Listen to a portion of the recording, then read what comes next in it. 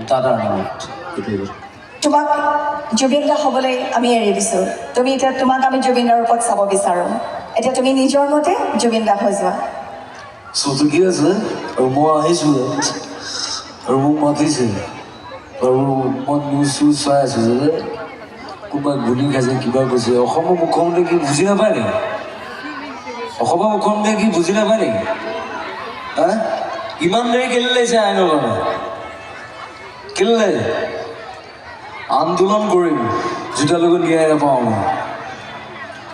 ৰাজপথত ওলাই আহিম চিধা কথা মই বেছি কথা নকওঁ আজি আৰু মোৰ দেহাটো অসুস্থ মই আহোঁতে চেলাইন লৈ আহিছোঁ বেজি লৈ আহিছোঁ সৰু আহিছোঁ উকিল দাই মাতাৰ কাৰণে উকিলক বহুত বহুত ধন্যবাদ দিছোঁ ইয়ালৈ মোক মাতাৰ বাবে তাক ইউ লাভ ইউ চবেই বন্ধ তাক ইউ